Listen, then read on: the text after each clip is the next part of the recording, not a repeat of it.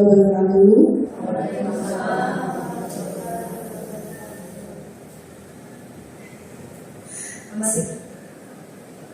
Selamat pagi Bapak Ibu sekalian. Hari ini kita bertemu untuk acara Disertasi Budaya Positif, yang mana susunan acaranya yang pertama yaitu berupa pembukaan. Marilah kita mengucapkan untuk mendapatkan berkat daripada Allah yang Maha. Marilah kita mengucapkan Bismillahirrahmanirrahim. Basmalah terlebih dahulu.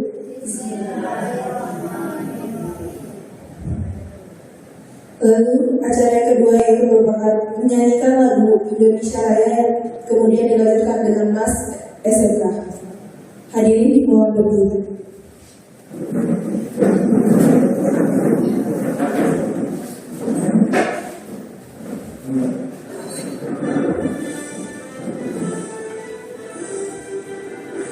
Indonesia tanah air, tanah tumpah darah, di sanalah aku berdiri, jadi pandu hidupku. Indonesia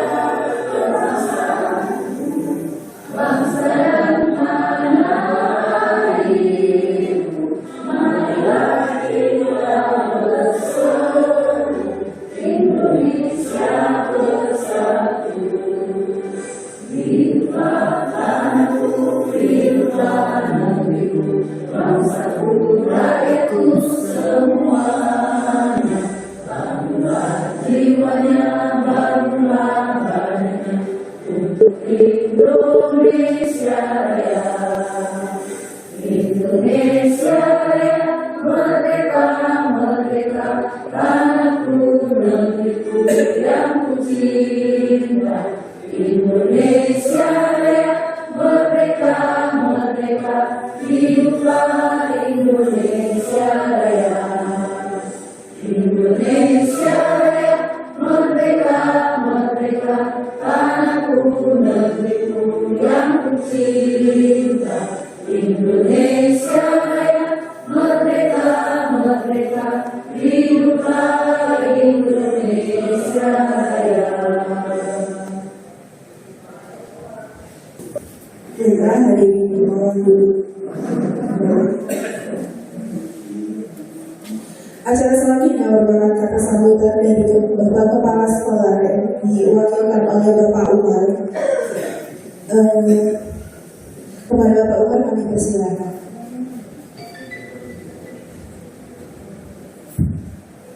Bismillahirrahmanirrahim. Assalamualaikum warahmatullahi wabarakatuh. Yang saya hormati rekan kepala sekolah, rekan Bapak Ibu guru, terkhusus Bapak Ibu guru calon guru anak. Pertama-tama marilah kita panjatkan puji syukur kepada Allah Subhanahu wa Ta'ala. Mudah-mudahan siang ini kita diberikan keluarga sehat, sehingga kita bisa mengikuti kegiatan aksi nyata legislasi budaya positif yang merupakan salah satu program dari CGP, aksi nyata. Jadi merupakan kegiatan dari apa yang mereka dapatkan dari diunjuk kerja, jadi sama saja dengan berbagi, mengimplementasikan apa yang mereka dapatkan, berbagi dengan teman-teman atau guru-guru yang ada di SMK 1 Kayaku. Terlebih dahulu kami ucapkan terima kasih kepada Bapak Ibu guru yang menyalakan kegiatan ini. Mudah-mudahan kegiatan ini dapat bermanfaat, khususnya untuk meningkatkan kegiatan pembelajaran di SMK 1 Payet ini. Waktu kami usul kemarin ditanya berapa bukan Ibu kasih guru nanya berapa jumlah guru SMK 1 yang sudah guru bergerak. Jadi yang sudah guru bergerak 1 ya, dua ya. CGP kami bilang kemarin yang CGP banyak, ada 5, 6, ada pendamping guru bergerak, ada Ibu kasih ke guru kemarinnya. Jadi maksud kami nanti kepada rekan Bapak Ibu guru yang ada kesempatan silakan untuk mengikuti seleksi ya, seleksi CGP ya. Yakinlah Bapak Ibu, program yang dibuat oleh pemerintah pasti akan berdampak langsung terutama kepada Bapak Ibu yang sekitar ya. Mungkin Bapak pemerintah membuat program yang mengeluarkan dana yang begitu besar, tidak ada manfaatnya. Pasti ada manfaatnya ya. Baik secara langsung pada dunia pendidikan maupun secara tidak langsung ya.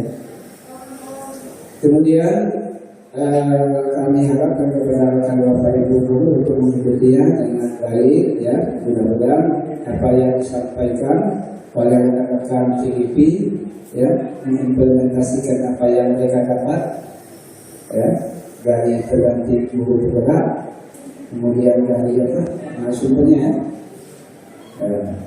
Mudah-mudahan bisa kita terapkan ya di sekolah kita ya.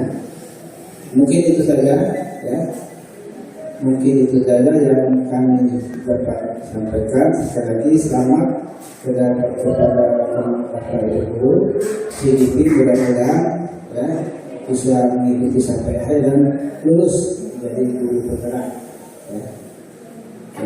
Guru bergerak ini banyak itu apa manfaatnya, salah satunya untuk karir yang bersangkutan ya, karir yang bersangkutan. Kemarin Ibu kasih nanya siapa yang sudah dipromosikan, guru bergerak kita yang dipromosikan ya. Kami bilang Pak Mambola, tapi waktu Pak Mambola jangan ada jawaban. Pak Mambola itu kan memang tugas utamanya di SMK 3, tapi juga tugas digital ya, jangan ada jawabannya. Jadi marilah kita kita sambut, kita dukung kegiatan untuk program CGP yang untuk kalian kita semua. Kalau kami ini sudah ya hampir ya. Jadi batasnya 20 tahun ya, boleh daftar ya. Mungkin itu saja antara kami, mungkin apa yang kami sampaikan ini tidak berhubungan ini ya. Itulah yang dapat kami sampaikan. Mudah-mudahan bisa kita maklumi apa yang disampaikan oleh teman ya, apa yang mereka lakukan ya, dapat kita terapkan di sana. Dengan membaca lafaz Bismillahirrahmanirrahim, kegiatan ini secara resmi kami buka. Assalamualaikum warahmatullahi wabarakatuh.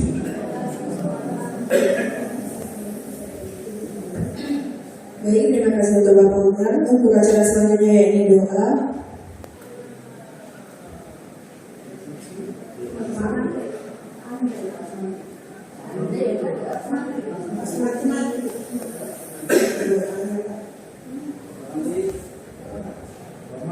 Kepada Pak Sumatri untuk memimpin doanya. Marilah kita bersama-sama berdoa, mudah-mudahan acara kita dilancarkan, kemudian kita mendapatkan ilmu yang bermanfaat untuk anak-anak masa depan. Bismillahirrahmanirrahim. Alhamdulillahirabbil alamin. Hamdan katsiran hamdan thayyiban. Rabbana hab أزواجنا وذرياتنا قرة أعين واجعلنا للمتقين إماما رب اشرح لي صدري ويسر لي أمري واحلل عقدة من لساني يفقهوا قولي رب زدنا علما وارزقنا فهما آمين يا رب العالمين ربنا ظلمنا أنفسنا وإن لم تغفر لنا وترحمنا لنكونن من الخاسرين ربنا ولا يحرمنا الذين سبقونا بالإيمان ولا تجعل في قلوبنا غلا للذين آمنوا ربنا إنك رؤوف رحيم ربنا آتنا في الدنيا حسنة وفي الآخرة حسنة وقنا عذاب النار وصلى الله على سيدنا محمد سبحان ربك رب العزة عما يصفون وسلام على المرسلين والحمد لله رب العالمين.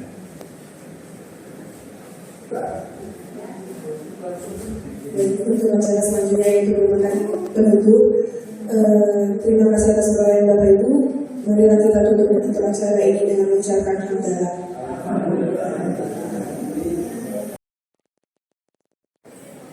Bismillahirrahmanirrahim. Assalamualaikum warahmatullahi wabarakatuh.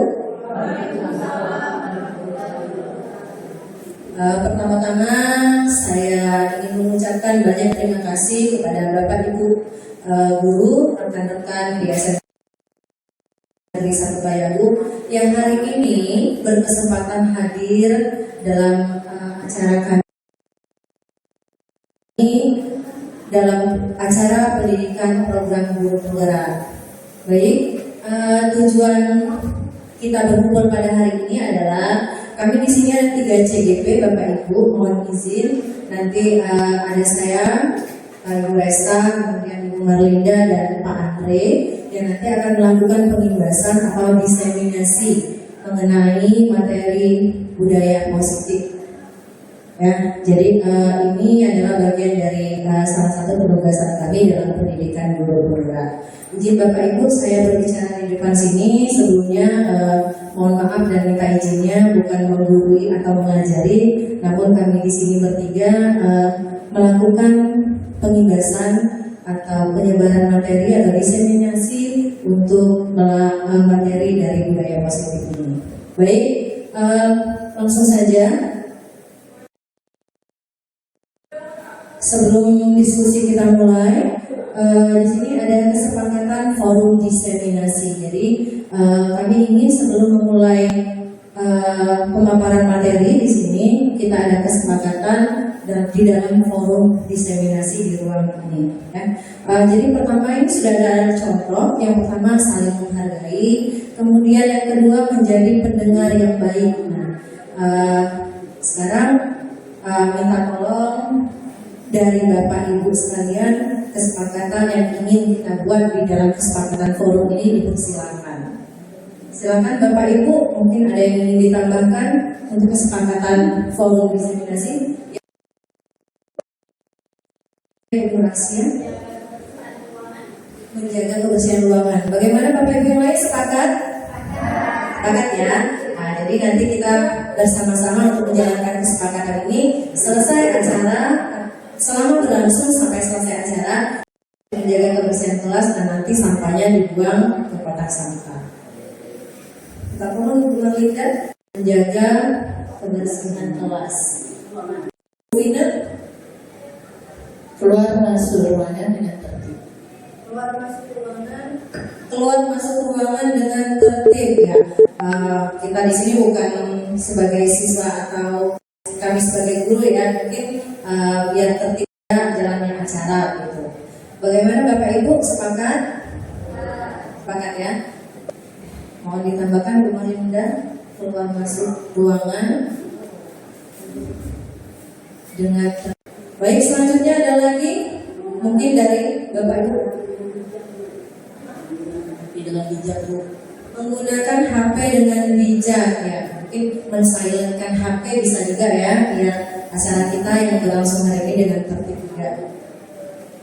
Menggunakan HP dengan bijak. Oke, ada lagi tambahan? Cukup? Cukup Bapak Ibu ya?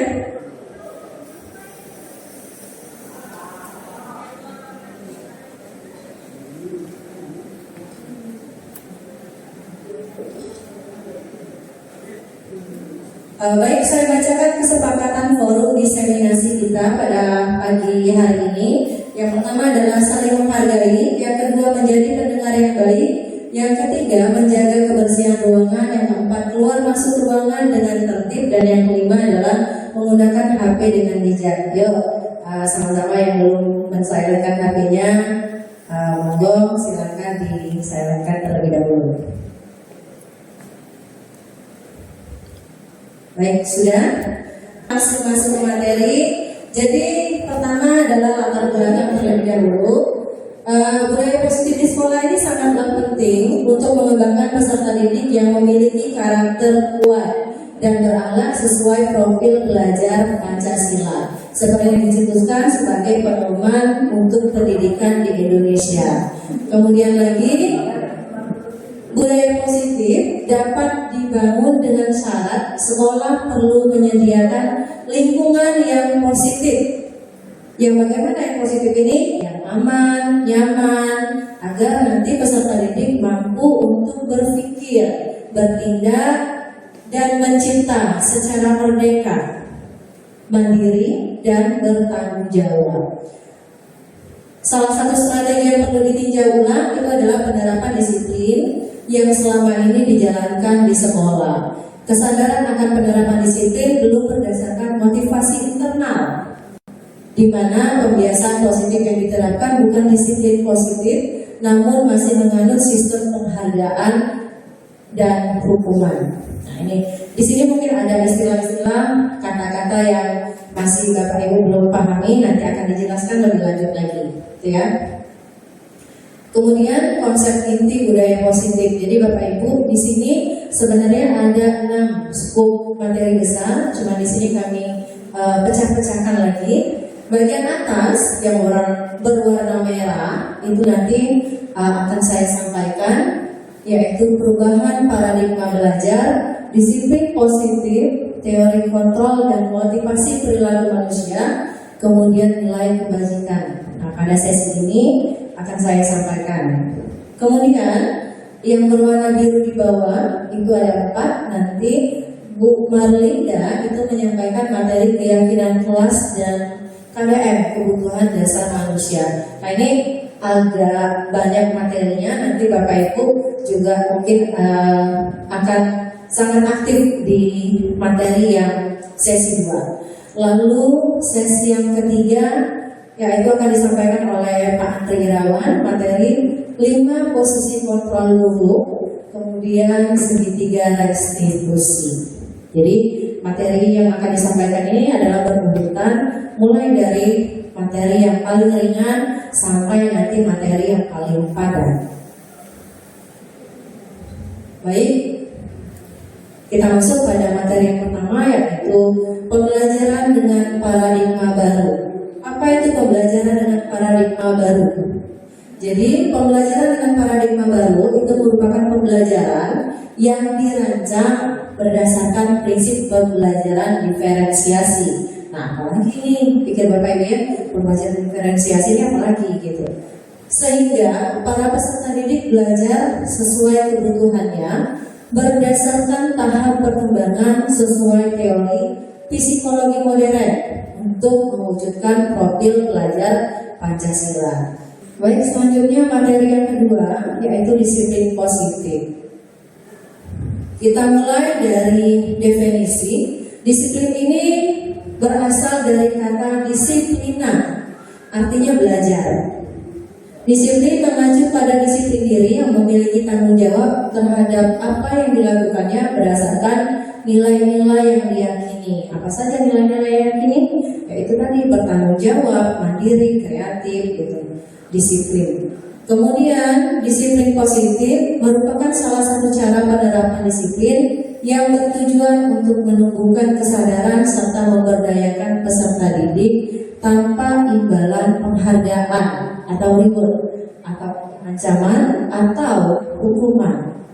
Jadi disiplin positif di sini masukkan dengan pendekatan kita sebagai guru kepada siswa dalam lingkungan sekolah, bagaimana siswa itu agar bisa berdisiplin, agar bisa menjalankan nilai-nilai kebajikan yang sudah ada itu dengan sadar diri, dengan motivasi sendiri, ya, tanpa ada imbalan atau reward, hukuman ataupun ancaman dari pihak sekolah, seperti itu.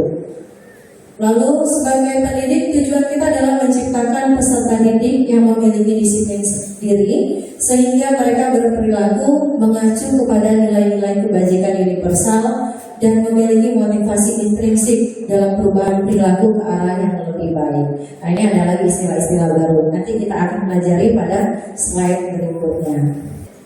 Baik, masuk ke materi ketiga, yaitu motivasi perilaku manusia.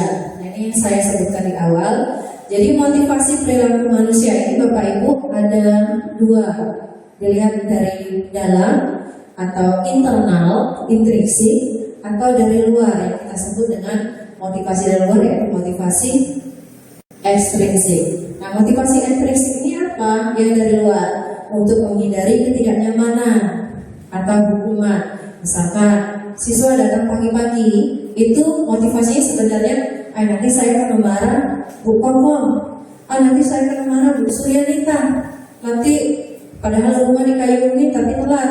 Nah, itu motivasi siswa yang seperti itu artinya motivasinya berasal dari luar karena orang lain, karena takut dimarahi guru, begitu. Kemudian ada lagi motivasi ekstrinsiknya, yaitu untuk mendapatkan imbalan, penghargaan dari orang lain, ya, karena senang dipuja-puji, ya, puji oleh guru di depan kawan-kawan yang lain, gitu. Nah, seperti Gunung Rasiana, datang pagi terus, padahal dari Palembang, seperti itu. Motivasinya seperti itu. Jadi itu sudah bagus, bukan tidak bagus, sudah bagus. Namun motivasinya baru berasal dari luar. Nah, yang kita harapkan motivasinya ini di dalam diri siswa adalah berasal dari dalam diri atau motivasi intrinsik, yaitu karena untuk menjadi orang yang mereka inginkan dan menghargai diri sendiri. Jadi menghargai diri sendiri, saya datang tepat waktu, saya datang pagi tidak telat, itu karena saya menghargai diri saya sendiri. Saya ingin menjalankan disiplin pada diri saya. Jadi ada kesadaran di dalam diri sendiri. Dengan lanjut ke slide ke materi yang keempat, nilai-nilai kebajikan. Nah, apa itu nilai kebajikan? Nilai kebajikan adalah nilai sepakati bersama, terlepas dari suku bangsa, agama, bahasa maupun latar belakang. Jadi nilai-nilai kebajikan ini nilai kebajikan universal yang secara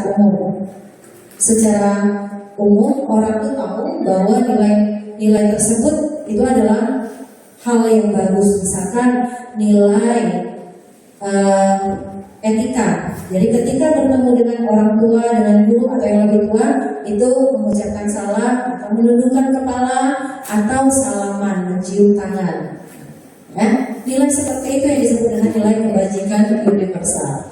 Nah, contoh nilai kebajikan dalam institusi atau organisasi yang pertama berdasarkan profil pelajar Pancasila itu adalah beriman dan bertakwa kepada Tuhan Yang Maha Esa dan terhadap mulia, lalu berkebinekaan global, bergotong royong, mandiri, kreatif dan bernalar kritis. Nah, ini contoh nilai kebajikan dalam profil pelajar Pancasila.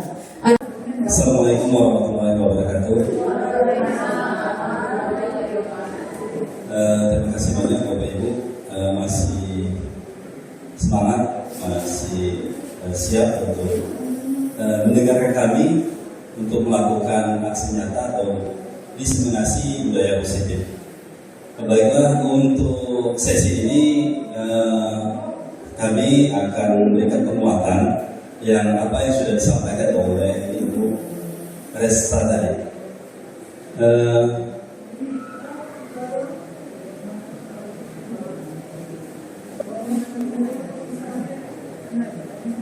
Dari latar belakang budaya positif di sekolah, yang mana ya tujuan kita yaitu untuk mengembangkan peserta didik yang memiliki karakter kuat, berakhlak sesuai dengan profil pelajar Pancasila. Jadi di sini kenapa kita katakan budaya positif? Dikarenakan budaya ini yang akan kita tonjolkan kepada anak didik kita nanti. Terus budaya positif dapat dibangun dengan syarat sekolah perlu menyediakan lingkungan yang positif.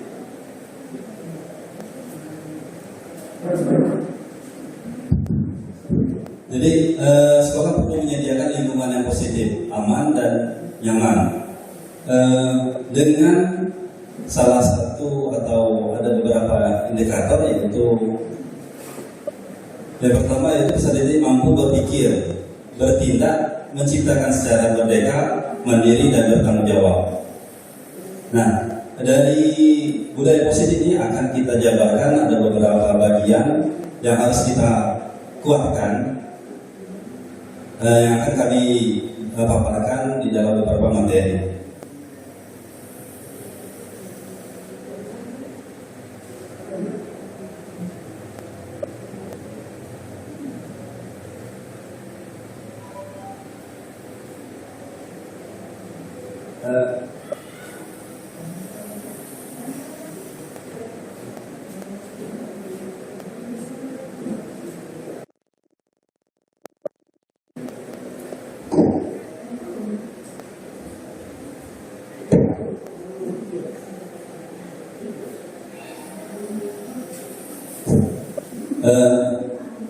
Yang pertama yaitu disiplin positif.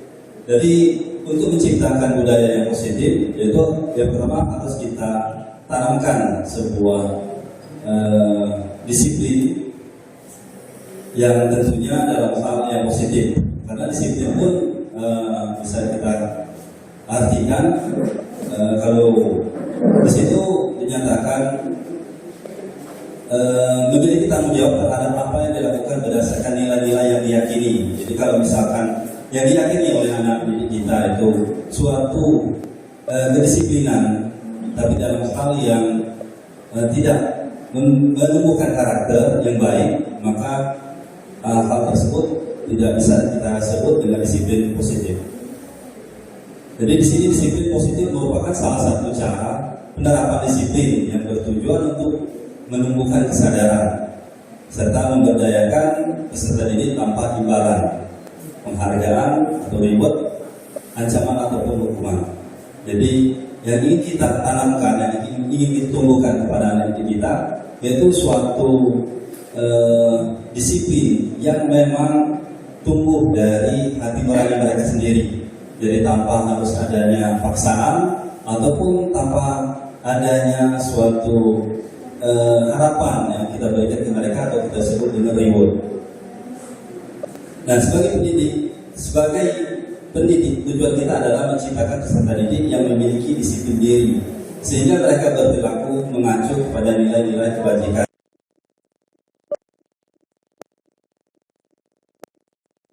universal dan memiliki motivasi intrinsik dalam perubahan perilaku ke arah yang lebih baik. Jadi di situ di garis bawahi nilai-nilai kebajikan universal. Jadi suatu nilai yang sudah disepakati dan yang akan dicapai.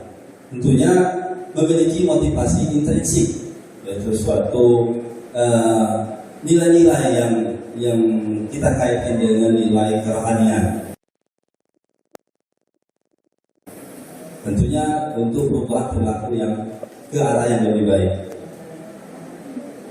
Jadi alur penerapan disiplin seperti yang sudah disampaikan, kita mulai dari visi ataupun misi sekolah.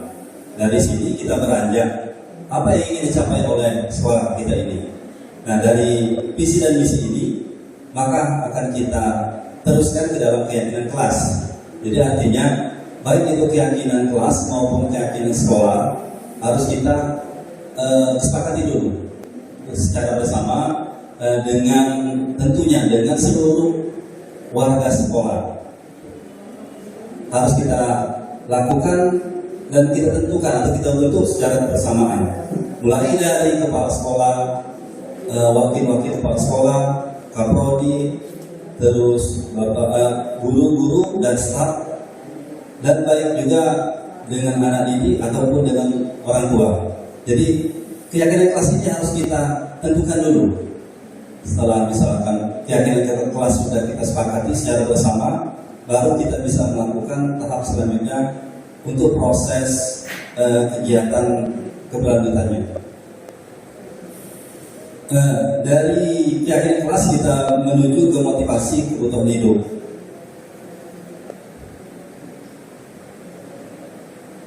Jadi motivasi perilaku manusia.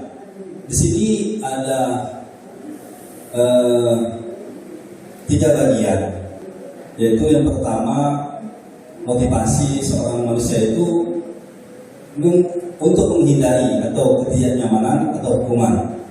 Terus ada juga motivasinya untuk mendapatkan imbalan. Nah, kedua motivasi ini tentunya ada sesuatu dorongan dari luar yang mengakibatkan seseorang menempatkan dirinya ke dalam 2 hal ini. Tetapi yang kita harapkan kepada adik kita yaitu motivasi intrinsik, yaitu motivasi dari dalam diri mereka. Jadi dengan tujuan itu untuk menjadikan orang yang mereka inginkan menghargai diri sendiri dengan nilai-nilai yang mereka percaya.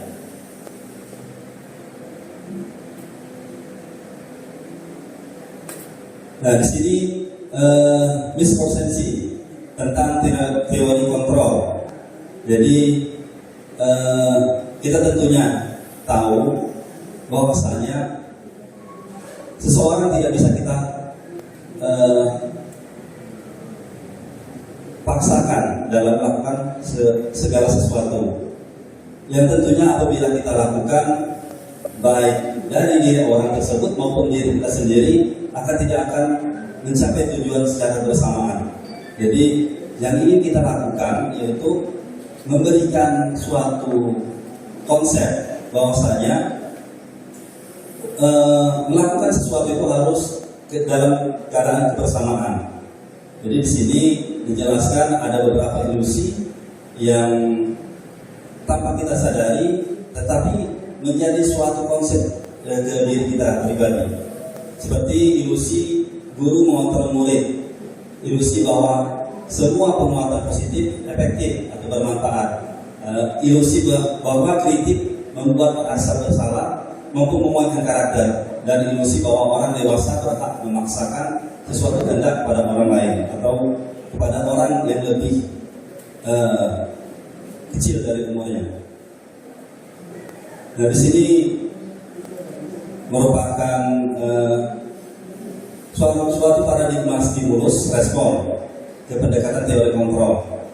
Salah satunya yaitu realitas kebutuhan kita bersama. Tapi secara teori kontrol, realitas itu belum tentu untuk kebutuhan kita atau bersama, ataupun setiap orang memiliki kebutuhan yang berbeda. Terus yang lainnya yaitu orang lain bisa mengontrol saya. Nah, untuk teori kontrol hanya Anda yang bisa mengontrol diri Anda sendiri. Nah, di sini merupakan hal yang menarik, yaitu menurut Al-Fikam mengungkapkan baik penghargaan maupun hukuman adalah cara mengontrol perilaku seseorang yang menghancurkan potensi untuk pembelajaran yang sesungguhnya. Jadi menurut penelitian ternyata penghargaan memiliki pengaruh dan bersifat hukum. Jadi suatu penghargaan itu belum tentu memunculkan suatu hal yang baik apabila kita lakukan terus menerus ataupun sesering mungkin. Dan di sini dinyatakan di dalam penelitian penghargaan itu dapat merusak hubungan dan penghargaan juga menurunkan kualitas. Penghargaan mengurangi ketepatan ataupun penghargaan akan mematikan. Apalagi penghargaan itu dilakukan secara jangka panjang.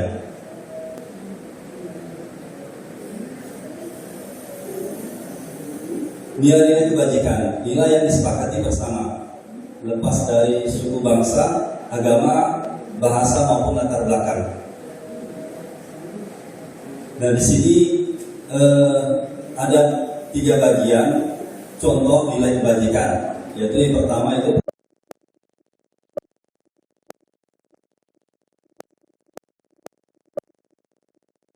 topik pelajar Pancasila. Yang kedua, Ibu Primary Years Program, dan yang berikutnya keterampilan hidup atau life skill.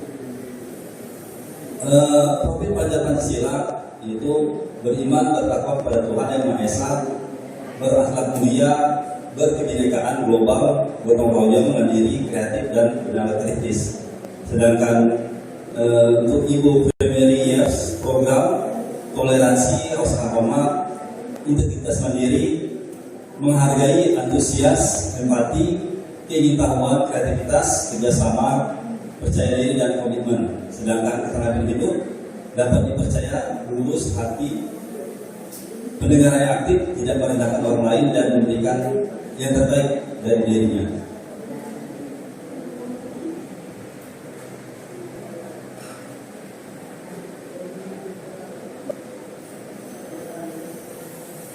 Nilai kebajikan pada keyakinan kelas akan mendorong seseorang untuk lebih termotivasi dalam dirinya sendiri.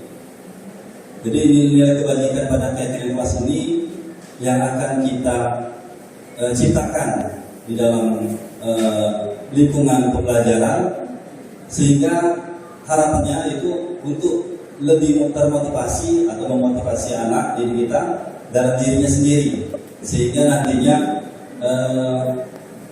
mereka akan dengan tulus untuk datang ke sekolah untuk belajar tanpa ada paksaan, baik itu melalui hukuman atau paksaan melalui reward.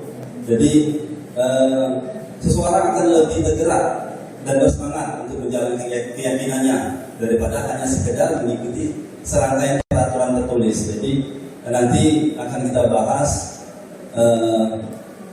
mulai dari keyakinan kelas ataupun peraturan kelas. Jadi di sini akan kami uraikan dalam materi selanjutnya. Assalamualaikum warahmatullahi wabarakatuh.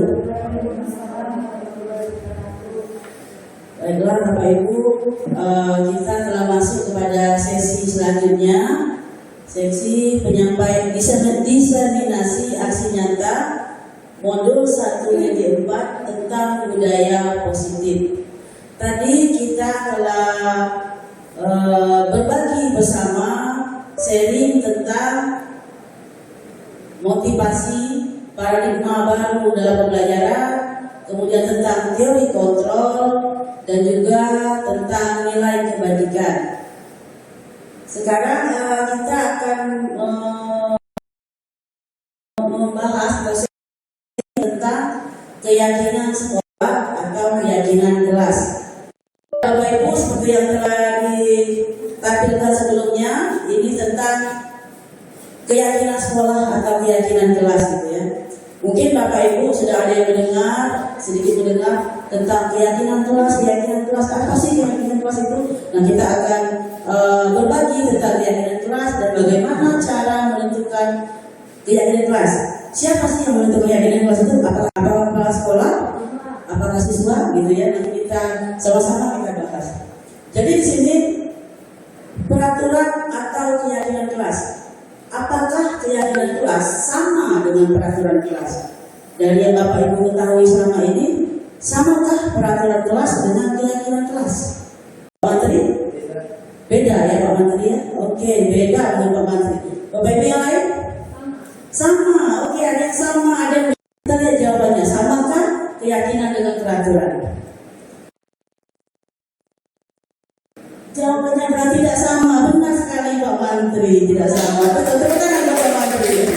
Kira-kira apakah alasannya tidak sama itu Pak Menteri? Kalau peraturan itu ada tertulis, ya. Terus kalau keyakinan itu tumbuh dari naluri kita sendiri. Oke. Terima kasih Pak. Tangan dong buat Pak Menteri, luar biasa. Jadi kalau peraturan itu tertulis kata Pak Menteri, ya Pak Menteri, kalau keyakinan timbul dari dalam diri. Ya, benar juga apa yang disampaikan oleh Pak Menteri. Karena kita tahu selama ini peraturan sudah baku ya ditetapkan oleh pihak sekolah misalnya kan. Terus peraturan sekolah tadi yang sudah ditetapkan oleh sekolah diterapkan di kelas hingga menjadi peraturan Nah, keyakinan kelas ini timbul dari hati. Benar juga yang telah disampaikan oleh Pak Sumantri, karena keyakinan kelas ini memang itu ada nilai-nilai kebajikan yang kita harapkan untuk ditanamkan dalam diri masing-masing sehingga menjadi motivasi intrinsik dalam diri kita. Sebelum kita masuk ke materi selanjutnya, ada tebak gambar. Nah, bisa nggak merangkai kalimat dari gambar ini? Apa? Putri, silakan. G sama dengan K, artinya kelas. Jadi guru. Coba lihat, ada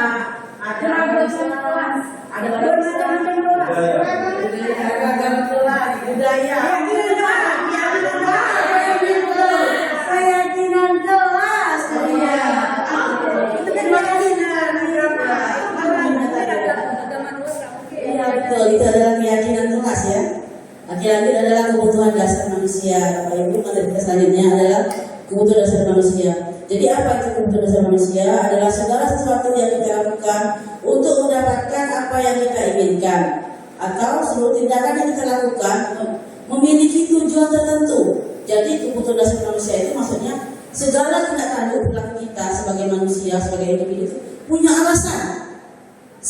Baik perbuatan yang positif maupun perbuatan yang negatif punya alasan, punya sebab. Misalnya anak nakal gitu ya, misalnya suka mengganggu temannya, itu ada alasannya, ada sebabnya. Alasan dan sebab itu yang disebut dengan kebutuhan dasar manusia. Mungkin dia ini suka mengganggu temannya karena minta perhatian. Ternyata di rumahnya kurang perhatian dari orang tuanya. Ya, mungkin ada lagi anak yang sering keluar masuk kalau kita lagi belajar. Oh ternyata anak ini punya kebutuhan, ya Bu silakan. Ya silakan. Punya kebutuhan kebebasan, dia senang bebas, sehingga membuat dia di kelas tidak betah. Dia butuh bebas, suasana yang baru gitu ya. Kebutuhan dasar manusia menurut penelitian yang ada 5 kebutuhannya. Pertama, kebutuhan akan penguasaan, kesenangan, bertahan hidup, kebebasan, kasih sayang, dan rasa diterima.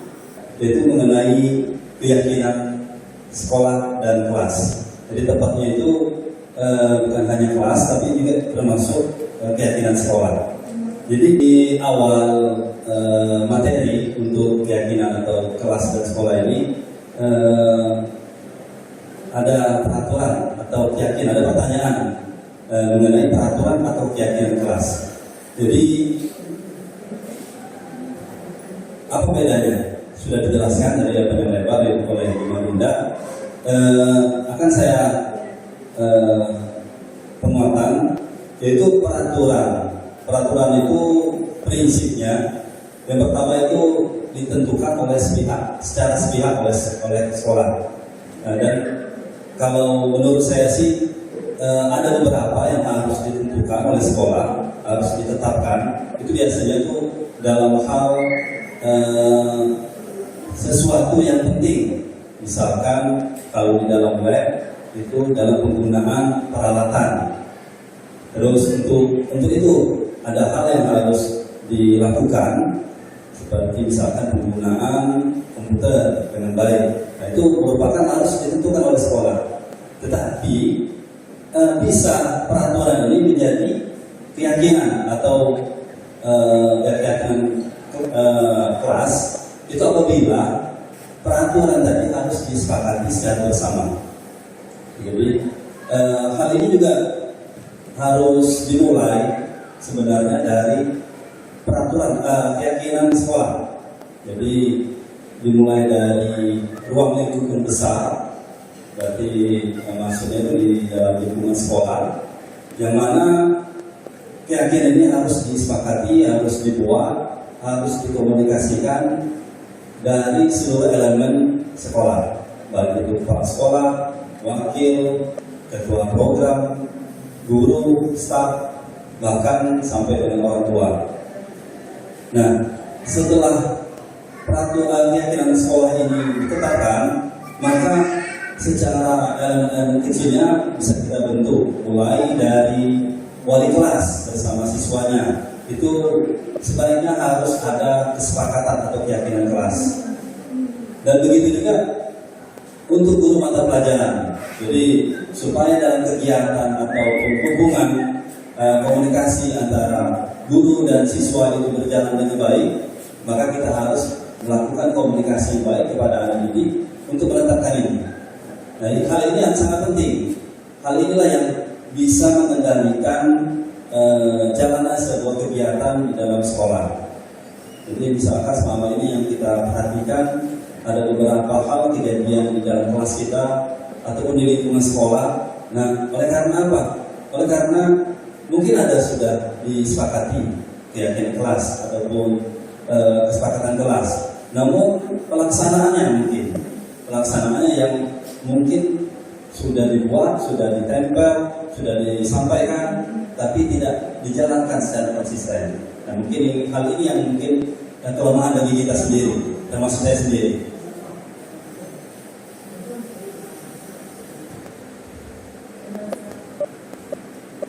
Nah, di sini manfaat keyakinan kelas. Keyakinan kelas dapat membantu murid untuk mengembangkan disiplin diri, karena murid akan belajar memahami keyakinan kelas yang telah dibuat sendiri.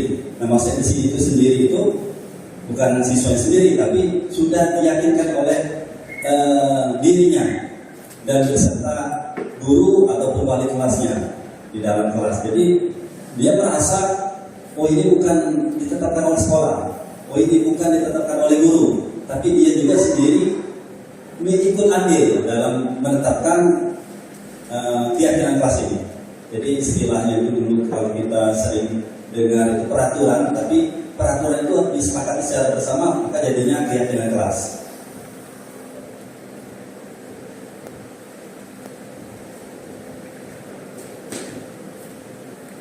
Jadi mengapa harus keyakinan kelas?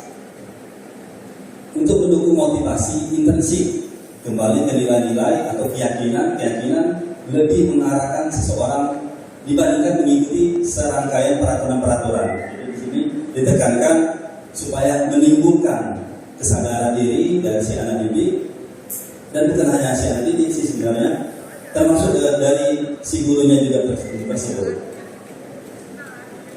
Jadi untuk keyakinan ini tidak bisa dari satu pihak, tapi harus juga bersamaan ya. Bukan hanya si siswa, tapi gurunya juga harus konsisten menjalankan.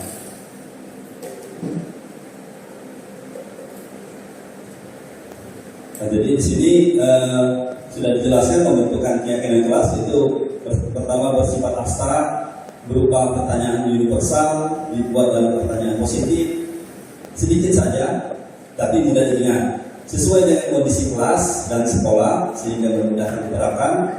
Semua warga sekolah dan warga kelas dilibatkan untuk membuat keyakinan kelas. Dan di sini cukup jelas ya, sudah diuraikan. Tinggal lagi kita penerapan di kelas. Di situ disebutkan sesuai dengan kondisi kelas dan sekolah.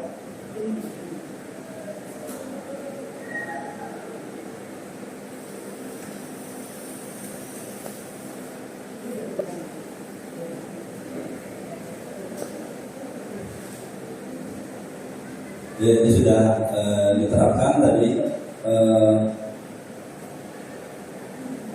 nilai-nilai kebajikan untuk membentuk ya atau membuat dari keyakinan kelas.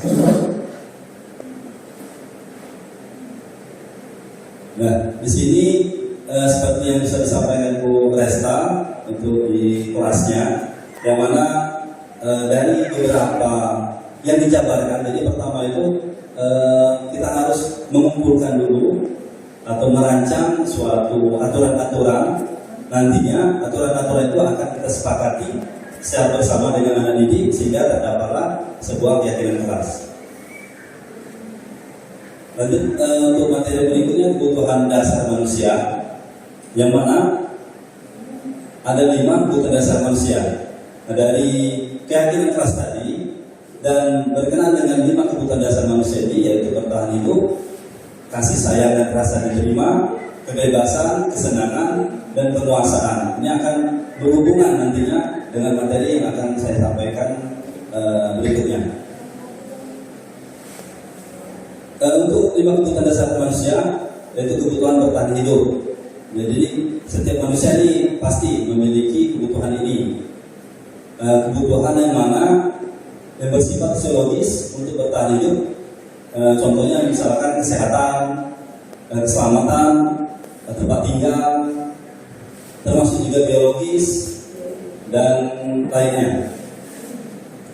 Kasih sayang dan diterima, kebutuhan untuk diterima. Nah, di sini sudah memasuki kebutuhan sosial. Kebutuhan ini dan 3 kebutuhan berikutnya adalah kebutuhan psikologis, kebutuhan untuk disayangi, diterima, meliputi kebutuhan akan hubungan dan koneksi sosial. Kebutuhan untuk memberi dan menerima kasih sayang, kebutuhan untuk merasa menjadi bagian dari suatu kelompok. Penguasaan, kebutuhan pengakuan atas kemampuan. Di sini penguasaan yang dimaksud yang akan diaplikasikan di kelas atau di sekolah itu pengakuan atas kemampuan, itu termasuk juga. Kebutuhan ini dihubungkan dengan kekuatan untuk mencapai sesuatu, menjadi kompeten, menjadi terampil, diakui atas prestasi dan keterampilan kita, didengarkan dan memiliki rasa harga diri. Jadi kadang-kala kita sering mendapatkan anak didik kita di kelas, dia seringkali tidak masuk atau izin lah. Untuk nilai-nilai pun juga sangat kurang. Tetapi anak didik ini untuk kegiatan yang lain, misalkan ekskul, contohnya misalkan olahraga ya. Nah, dia olahraga dia sangat memiliki kompetensi. Nah, di sini termasuk kebutuhan pengakuan. Jadi kadang-kadang anak ini dalam pembelajaran dia kurang, tapi di dalam hal yang lain dia merasa lebih. Nah, di sini dia akan sering sekali tersebut kadang-kadang di dalam kelas itu sangat agresif, sangat tidak terkendali emosionalnya. Nah, di sini dia tuh menunjukkan bahwasanya dia memiliki kompetensi di bidang yang lain, tapi di bidang itu kita sebagai guru tidak mengakuinya. Nah, terkadang ini memunculkan permasalahan dari anak tersebut. Kebebasan atau kebutuhan akan pilihan. Jadi kebutuhan untuk bebas atau kebutuhan akan kemandirian, otonomi, memiliki pilihan, mampu mengendalikan arah hidup seseorang. Anak-anak dengan kebutuhan kebebasan yang tinggi menginginkan pilihan. Mereka perlu banyak bergerak, suka mencoba-coba, tidak terlalu terpengaruh orang lain. Nah, di sini ini sangat baik sebenarnya, tetapi harus kita berikan arahan. Contohnya di sini misalkan kalau di produktif, anak ini biasanya anak yang memiliki potensi yang tinggi. Tetapi kadang-kadang kalau kita tidak perhatikan, kita tidak arahkan, maka potensinya itu tidak bisa kita manfaatkan, tidak bisa kita olah dengan baik. Maka terjadilah suatu gejala yang lain. Ya. Misalkan kami sering temukan ada suatu anak yang sering main game, yang sering tidur di kelas, tetapi di dalam pelajaran produktif kalau kita jelaskan, kita ajak praktek, dia cepat nangkap. Tapi kalau kita ajak teori, dia malah banyak tidurnya, banyak sering bolosnya. Nah, di sini dia itu sebenarnya ingin menyalurkan bakatnya secara lepas, tapi harus dikontrol. Bapak Ibu yang sudah kami buat dalam materi demonstrasi kontekstual dalam praktek penerapan segala restitusi. Kasusnya itu ada 2 orang anak yang melakukan bolos belajar, tapi dia melakukan permasalahan itu dengan keluar dari lingkungan sekolah dengan cara melompat pagar.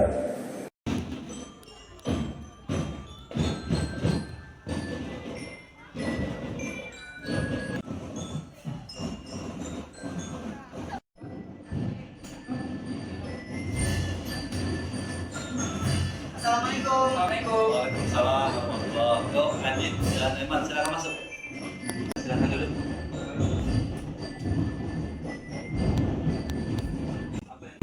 Bagaimana? Apa yang bisa Bapak bantu? Begini Pak, kami diminta oleh Bu Sinta untuk menemui Bapak. Oh, ada apa ya? Apa yang kalian lakukan? Begini Pak, kami berdua ketahuan oleh Bu Sinta ketika kami melompat pagar di belakang sekolah pada saat jam pelajaran. Oh begitu, tidak apa-apa, Eman dan Adit. Setiap orang dapat saja melakukan sebuah kesalahan, termasuk Bapak dan kalian juga. Namun, apakah boleh kita melakukan tindakan tersebut, apalagi pada saat jam pelajaran sekolah? Tidak boleh Pak, maaf Pak, kami salah. Iya Pak, kami memang bersalah. Tidak apa-apa, setiap kita terkadang juga melakukan kekeliruan.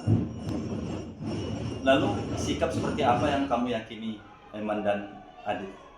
Seharusnya kami bisa menghargai guru Pak, dengan cara tetap di kelas. Betul Pak, kami harusnya bisa menyampaikan kendala belajar kami, bukannya bolos dan memanjat pagar sekolah. Oke, sekarang apa rencana Adit dan Eman untuk memperbaiki masalah ini? Izinkan kami untuk meminta maaf pada guru ya Pak. Betul Pak, kami akan meminta maaf pada Bu Sinta. Baiklah, kalian sudah menyadari kekeliruanmu. Lalu, apakah kalian tahu konsekuensi dari tindakanmu ini? Siap Pak, kami siap menerima konsekuensi dari guru. Lalu, apakah peristiwa ini akan terulang kembali, Eman dan Adit? Tidak Pak, kami akan sangat malu jika kesalahan ini akan terulang kembali. Baiklah, terima kasih. Kalian sudah memperbaiki keadaan ini. Semangat belajar ya. Baik Baik Pak. Pak. Dan contoh penerapan segitiga restitusi yang sudah kami praktikkan dengan siswa, kebetulan kelas 12 di hari 1 untuk tugasan demonstrasi kontekstual.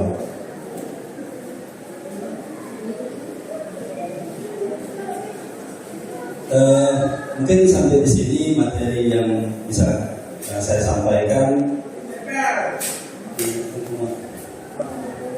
Ya, nantinya akan dilanjutkan penguatan oleh Ibu Resta dan Bu Marinda, dan mungkin dilanjutkan dengan tanya jawab.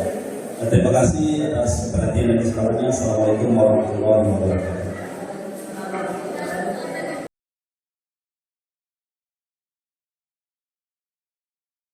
Bapak Ibu, kita masuk sesi tanya jawab. Jika ada yang ditanyakan, silakan ditanyakan. Oke, ada pertanyaan kita Bu Eni dulu ya. Pada Bu Eni, silakan. Oke, terima kasih. Assalamualaikum warahmatullahi wabarakatuh. Melihat dari 5 kebutuhan dasar manusia yang akan saya tanyakan dan melihat situasi anak-anak di sekolah kita ini, saya melihat anak-anak di sekolah ini masih banyak belum terpenuhi kebutuhan yang 5 kebutuhan dasar ini, baik dari pertama hidup, kasih sayang, penguasaan, kebebasan, dan kesenangan. Ditambah lagi yang agama, mungkin didikan dari kedua orang tua masuk ke mana ini? 1, 2, 3. Kasih sayang.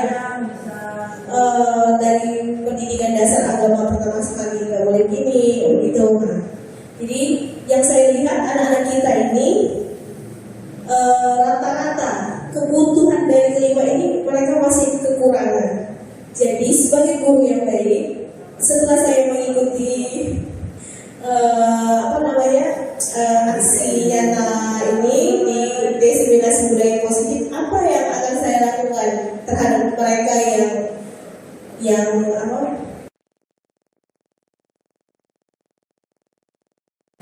tingkahnya mungkin perilakunya kurang berkenan kita sebagai guru. Apa yang akan kita sebaiknya apa yang kita lakukan? Assalamualaikum warahmatullahi wabarakatuh.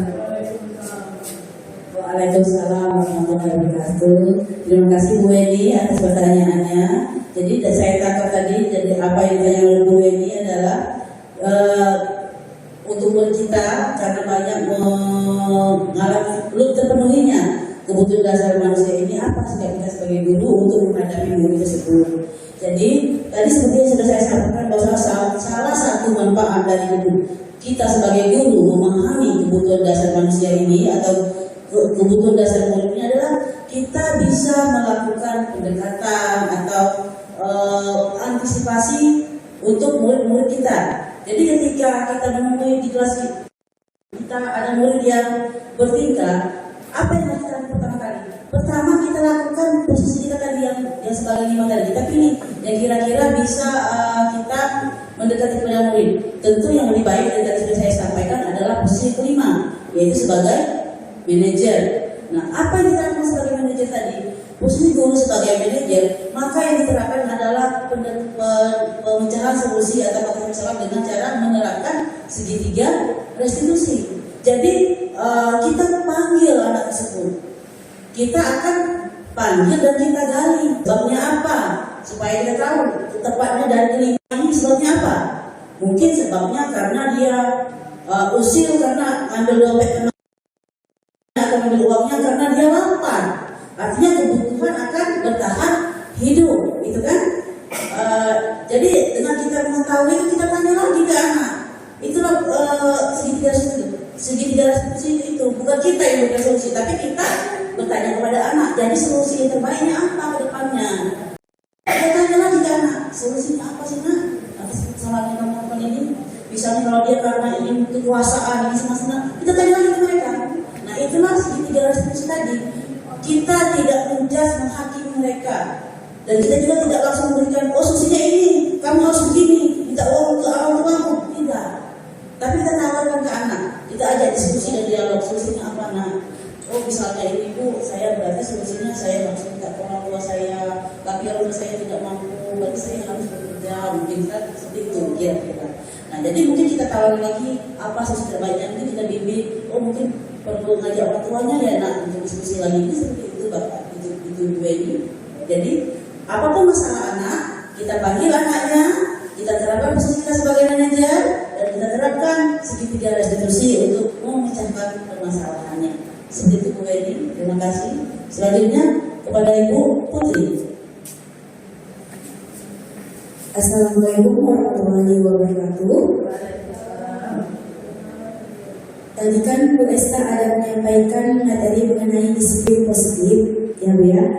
Nah, yang ingin saya tanyakan, apakah berbeda istilah kata disiplin dengan disiplin positif? Mungkin itu saja. Terima kasih. Wassalamualaikum warahmatullahi wabarakatuh. Terima kasih Bu Putri. Karena ditujukan untuk Bu Esta, jadi saya sekarang kepada Bu Esta.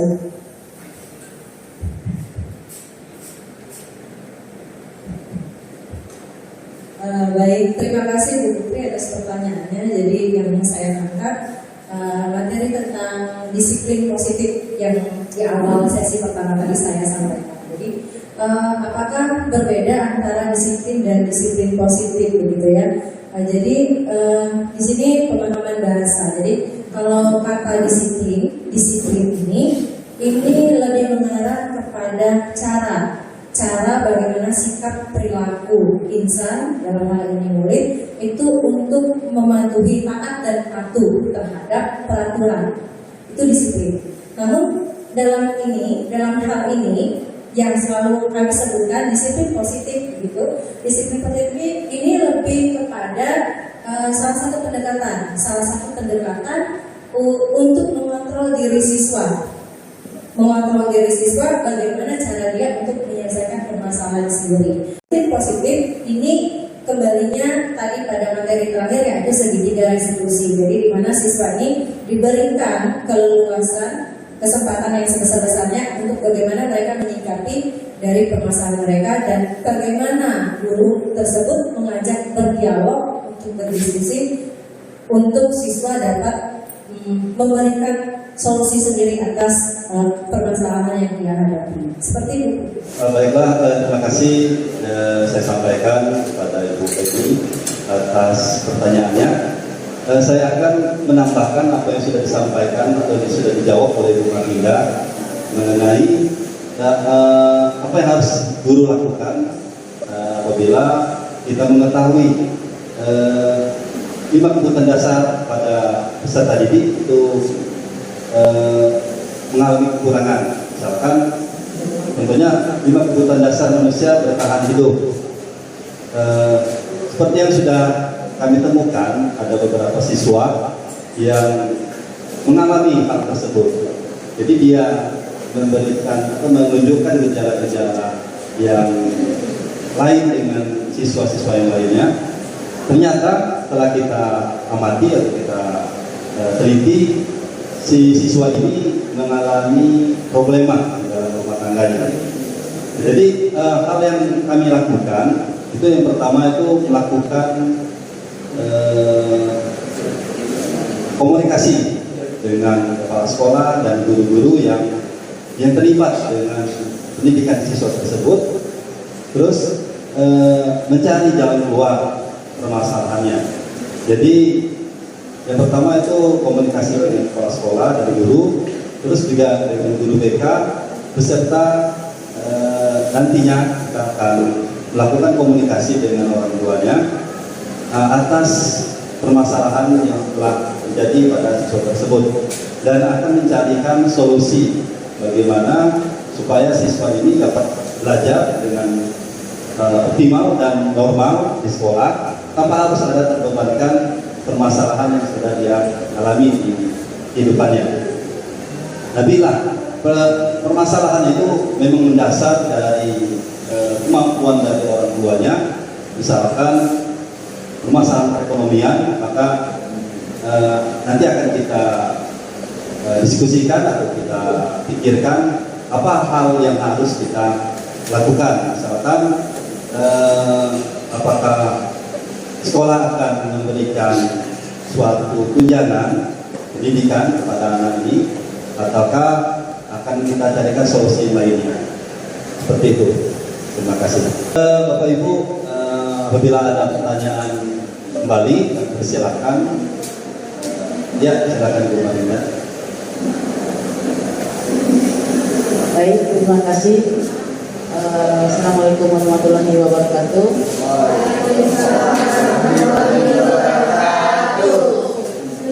Tadi telah disampaikan tentang 5 posisi kontrol guru. Pertanyaan saya, menurut Bapak, di antara kelima itu, manakah yang lebih baik posisi kontrol gurunya sebagai teman, pemantau atau manajer yang efektif untuk menumbuhkan kesadaran dalam diri peserta didik? Sekian, terima kasih. Assalamualaikum warahmatullahi wabarakatuh.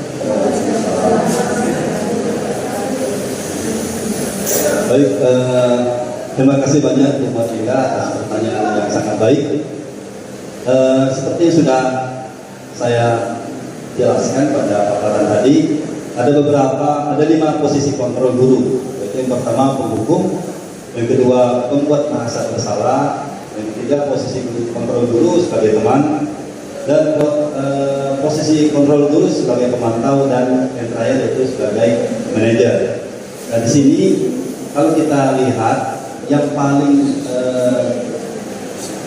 harus kita capai sebagai seorang guru yaitu posisi kontrol guru sebagai manajer, di mana guru di sini tidak selaku sebagai penghukum atau menghakimi atau juga tidak melakukan tindakan yang menjadikan siswa menjadi merasa bersalah, terus juga tidak sebagai teman, yang mana sebagai teman itu akan mengakibatkan adanya pengelompokan ya, atau adanya suatu perasaan siswa yang mungkin ada yang merasa tidak terperhatikan ataupun ada juga yang merasa yang lebih diperhatikan. Terus sebagai pemantau di sini sebenarnya sudah sangat baik, tapi ada hal yang tidak baik kalau bila dilakukan secara terus menerus ya. Jadi yang lebih baik itu sebagai manajer, di mana seorang guru dia mengarahkan ataupun dia melakukan suatu proses di mana siswa apabila melakukan suatu tindakan yang melanggar kesepakatan kelas, si guru akan mengarahkan terlebih dahulu, ya, menyadarkan siswa atas kesepakatan sudah dilakukan secara bersama atau sudah disepakati secara bersama di kelas. Nah, mungkin itu yang dapat saya sampaikan kepada Marlida. Kami berikan lagi tanggapan. Baik, terima kasih Pak. Berarti posisi yang paling baik adalah posisi sebagai manajer dari apa yang Bapak sampaikan tadi. Terima kasih Pak. Terima kasih banyak Mbak Dinda. Ya mungkin dengan pertanyaan yang sudah atau pertanyaan terakhir yang sudah diberikan oleh Bu Marlinda, ya mungkin berakhir sudah paparan atau presentasi yang saya lakukan. Kurang lebihnya saya mohon maaf. Assalamualaikum warahmatullahi wabarakatuh. Waalaikumsalam warahmatullahi wabarakatuh.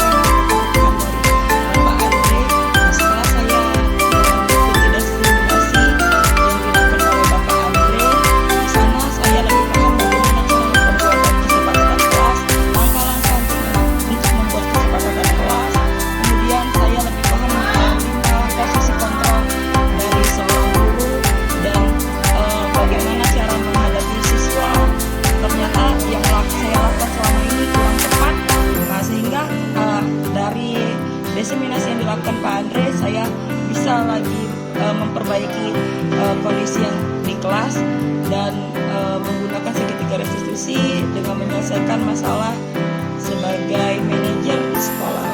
Semoga saya bisa menerapkan pembelajaran yang disampaikan oleh Pak Andre di kelas. Demikianlah testimoni yang saya berikan. Saya akhiri. Assalamualaikum warahmatullahi wabarakatuh.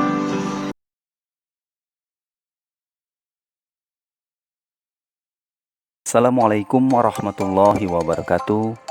Saya Andre Irawan, calon guru penggerak angkatan 11, guru SMK Negeri 1 Kayu Agung, Kabupaten Ogan Komering Ilir, Sumatera Selatan. Pada video kali ini, saya akan menerapkan segitiga restitusi yang berguna untuk menyelesaikan permasalahan siswa saya di sekolah. Sebagai informasi, segitiga restitusi adalah suatu proses dialog yang dijalankan guru atau orang tua agar dapat menghasilkan murid yang mandiri dan bertanggung jawab. Ada 3 tahapan dari penerapan segitiga restitusi, yaitu yang pertama, menstabilkan identitas, yang kedua, validasi tindakan yang salah, dan yang ketiga, menanyakan keyakinan. Pada tahapan menstabilkan identitas, yaitu yang pertama, berdasarkan prinsip membuat kesalahan adalah bagian dari proses pembelajaran. Yang kedua, menggeser identitas gagal ke identitas sukses. Pada tahapan validasi tindakan yang salah, yaitu yang pertama, berdasarkan prinsip setiap perilaku berupaya memenuhi suatu kebutuhan tertentu. Yang kedua, guru akan bergeser dari pemikiran stimulus respon menjadi proaktif. Dan yang ketiga, mengenali dan mengakui kebutuhan murid akan memperbaiki hubungan dengan murid. Tahapan terakhir, menanyakan keyakinan. Yang pertama, murid akan diberi pertanyaan-pertanyaan bermakna untuk memunculkan motivasi secara intrinsik. Yang kedua, mampu mengaitkan keyakinannya dengan tindakan yang salah. Aulia merasa kesal karena tingkah temannya yang tidak mau meminjamkan buku catatannya untuk Aulia gunakan mengerjakan tugas. Berikut penyelesaian segitiga restitusinya. Bagaimana kabarmu? Tahapan pertama, menstabilkan identitas. Ulah Dewi tadi Pak, dia tidak mau meminjamkan buku catatannya, padahal saya ingin menyalin tugas. Setiap orang tentu kesal jika tidak diajukan. Tahapan kedua, validasi tindakan yang salah. Tadi saya rampas buku catatannya, terus bukunya robek, saya kesal sekali Pak. Wajar jika emosi. Lalu apakah Aulia puas dengan tindakan itu? Tentu tidak, Pak. Saya akui saya salah, Pak, sudah merusak bukunya. Lantas seperti apa? Tahapan sikap ketiga, Aulia? menanyakan keyakinan. Harusnya saya lebih sabar dan menghargai milik orang lain.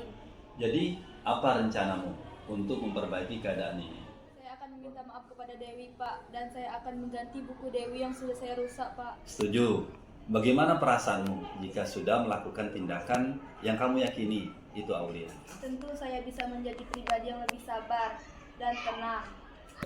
Baiklah Aulia, mari kita pikirkan penyelesaian masalah ini. Jika perlu, kita panggil Dewi. Bagaimana? Ya, Pak, terima kasih banyak. Assalamualaikum warahmatullahi wabarakatuh. Nama saya Dina Dalamenti, kelas 12 PJK 1 dari SMK Negeri 1 Kayagung. Saya senang sekali diajak diskusi oleh Pak Guru dalam mengendalikan rasa amarah karena kejadian atau perilaku teman sekelas saya. Saya harus banyak bersabar dan menghormati teman. Demikian penerapan segitiga restitusi. Terima kasih telah menonton video ini. Salam guru penggerak. Wassalamualaikum warahmatullahi wabarakatuh.